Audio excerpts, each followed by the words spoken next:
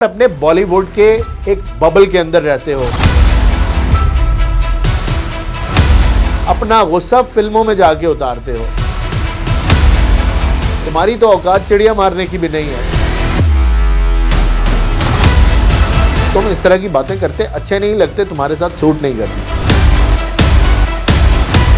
अपना एनालिसिस भी मत दिया करो, तुम्हारे अंदर वो दिमाग और अहलियत नहीं है।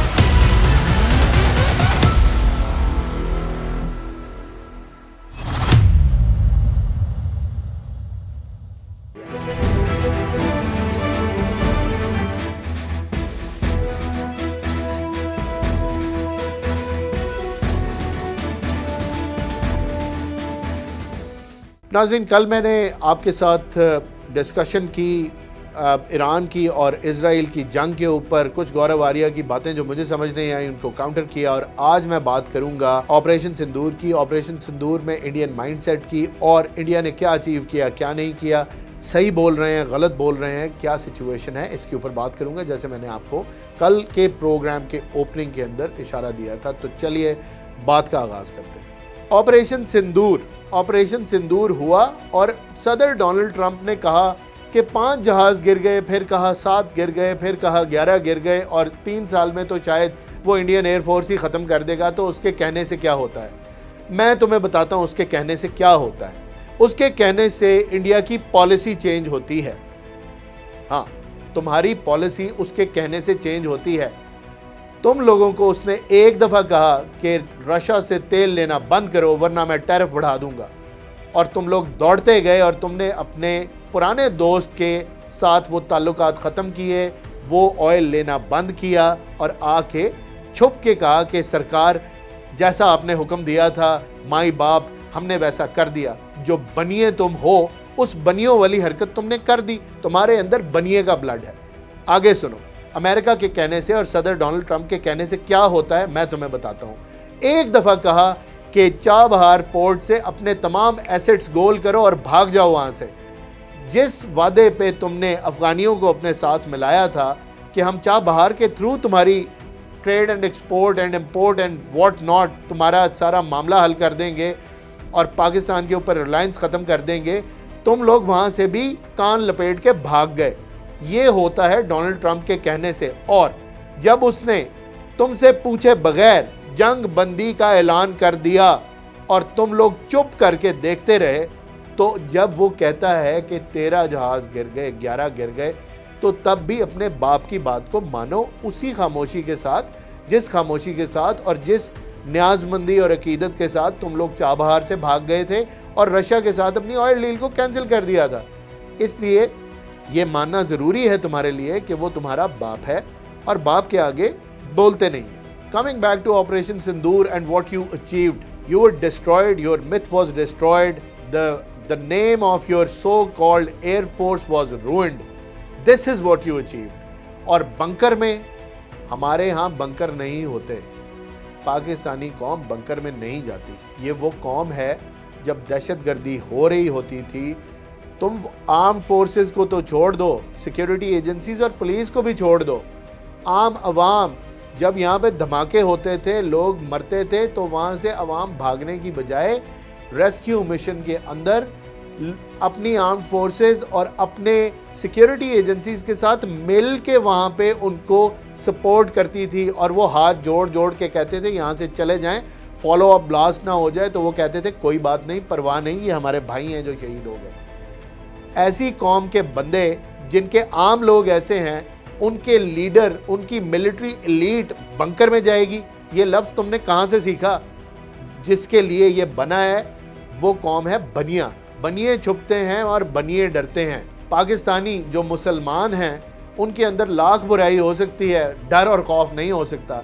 वो तुम्हारे डीएनए के अंदर है, हमारे डीएनए के अंदर वो चीज़ नहीं है। यही चीज़ तुम्हें तंग करती है। इसी चीज़ के पीछे तुम ट्विटर का और फेसबुक का और एक्स का और यूट्यूब का सहारा लेते हो और अपने बॉलीवुड के एक बबल के अंदर रहते हो। अपना गुस्सा फिल्मों में जाके उतारते हो। वो जो तुम्हारे हीरो थोड़ी देर पहले नाच गाना कर रहे होते हैं और उसके कुछ देर बाद बंदूकें चला रहे होते हैं और 150 बंदा मार देते हैं, तुम्हारी तो औकात चिड़िया मारने की भी नहीं है। तुम इस तरह की बातें करते अच्छे नहीं लगते, तुम्हारे साथ सूट नहीं करती। तो बातें वो किया करो जो किताब खोलो, किसी का कोट आके बताओ, किस अखबार में क्या लिखा है वो बताओ, अपना एनालिसिस भी मत दिया करो, तुम्हारे अंदर वो दिमाग और अहलियत नहीं है। बहरहाल इंडिया पाकिस्तान के ऊपर हमला करने की गलती कर बैठा और बहुत मुंह की खानी पड़ी, तभी तो तुम लोगों को एक नया बच्चा गोद लेना पड़ा अफगानिस्तान, और अब एक प्रॉक्सी चलानी पड़ी, वरना तुम में इतनी हिम्मत होती, और इतनी हिम्मत है, और ऑपरेशन सिंदूर ऑनगोइंग है, तुम्हें अफगानिस्तान के जो तालिबान हैं उनके पीछे छुपने की ज़रूरत क्यों महसूस हुई? वो ऑपरेशन जारी रखते, अमेरिका ने कह भी दिया था तो भी जंग जारी रखते, लेकिन तुम ऐसा करने में नाकाम रहे। ये है तुम्हारी सारी फजूल और बकवास बातों का जवाब। ईरान ये इस जंग को कंटिन्यू करेगा, और ईरान बहुत बेहतर तरीके से अपना मैसेज पूरी दुनिया तक पहुंचा रहा है। इस जंग में यही होना था। तो ये मशवरा कि सदर डोनाल्ड ट्रंप को मोदी की पॉलिसी के ऊपर जाना चाहिए, ये मशवरा तो तुम मत ही दो। अगर वो मोदी की पॉलिसी पे चल पड़ा तो इस डिज़ास्टर से बहुत बुरा डिज़ास्टर हो जाएगा, और जंग का वो हाल होगा जो अमेरिका ने कभी सोचा भी नहीं। और बाकी जंगों में तो अमेरिका ये कह के चला जाता है कि हम आए, हमने कब्जा भी किया और मारा भी, पर इस जंग में वो क्या कहेगा, क्योंकि ईरान किसी और मुल्क की तरह नहीं है, वो बराबर हमला कर रहा है। और अगर मोदी टाइप पॉलिसी पेश करोगे इस जगह पे तो मामलात बहुत बुरे हो जाएंगे। वैसे ही हो जाएंगे कि इतना सा 56 इंच का सीना, इतना सा 56 इंच का सीना तो मैंने दुनिया में कहीं नहीं देखा। इसको इंच बुलाते हैं, 56 इंच नहीं बुलाते। तुम्हारे दिमाग का साइज़ भी 56 इंच है, और तुम लोगों के सीने का साइज़ भी 56 इंच है, और वो 56 इंच इतना सा है। इससे ज़्यादा मैं तुम्हें कुछ नहीं कहूँगा। तो गंदे मशवरे मत दो, सुपर पावर्स को ऐसे मशवरे नहीं देते, तुम्हें जुर्माना भी हो सकता है, और जुर्माना तुम्हें होगा तो तुम पे नहीं कर सकोगे। छोड़ो इन चीज़ों को, अपने ऊपर तवज्जो दो, और ऐसी बातें करो जो बातें लो लेवल के हिंदू तो कम से कम समझ जाएं। और अगर तुमने इंटरनेशनल फोरम पे या पूरी दुनिया को अपनी बातें सुनानी है तो बातों के अंदर थोड़ा सा मेरिट लेके आओ। बहरहाल इंडिया जो जंग कर बैठा उसका नतीजा भी इंडिया ने ले लिया, पूरी दुनिया को भी पता चल गया। सिर्फ आखिरी पॉइंट बताऊंगा, वो आखिरी पॉइंट ये है, उसके ऊपर कोई डिबेट फर्दर नहीं हो सकती। क्रिस्टीन फेयर का नाम तो सुना होगा। क्रिस्टीन फेयर से ज़्यादा पाकिस्तान आर्मी की मुखालिफ इंसान या बंदी मैंने अपनी ज़िंदगी में नहीं देखी।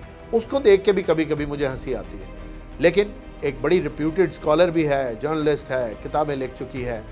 क्रिस्टीन फेयर ने करण थापर के प्रोग्राम में, जब करण थापर ने उससे पूछा, ये तुम्हारा ही बंदा है, तुम्हारा ही रिप्यूटेड जर्नलिस्ट है, और मैं एक फैक्ट को कोट कर रहा हूँ, इंटरनेट पर पढ़ा है, जाके देख लेना। करण थापर ने क्वेश्चन किया क्रिस्टीन फेयर से कि पाकिस्तान के भी जहाज़ इंडिया ने गिराए हैं और इंडिया का पल्ला भारी है इस जंग के अंदर, तो उसने एक लफ्ज़ का जवाब दिया। वो लफ्ज़ पता है क्या था? बकवास। और बकवास उसने क्यों कहा? क्योंकि it was bullshit, rubbish, just like your approach, just like your facts, just like your arguments and just like your analysis।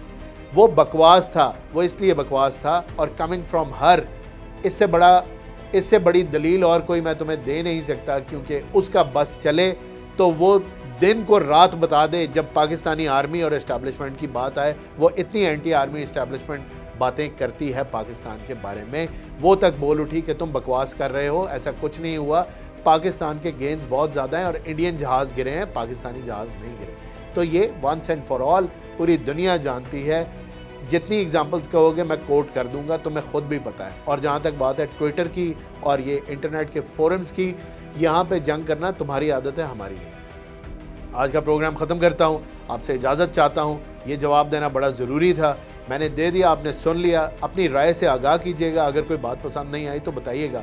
Indians भी कोई बात पसंद नहीं आई या फैक्ट नहीं है तो बता दें, मैं उसका आपको जवाब दे दूँगा। आपके गौरव आर्या की तरह नहीं कहूँगा कि ये ऐसा है ये वैसा है तो वो बनिया, लेकिन बेवकूफ़ बनिया है। मैं सोचता हूँ बनिए चालाक होने चाहिए। बहरहाल आज का प्रोग्राम ख़त्म करता हूँ, आपसे इजाज़त चाहता हूँ। अगले प्रोग्राम में फिर आऊँगा कुछ नई इन्फॉर्मेशन के साथ, किसी नए टॉपिक के साथ। मुझे इजाज़त दीजिए, अल्लाह हाफ़िज़।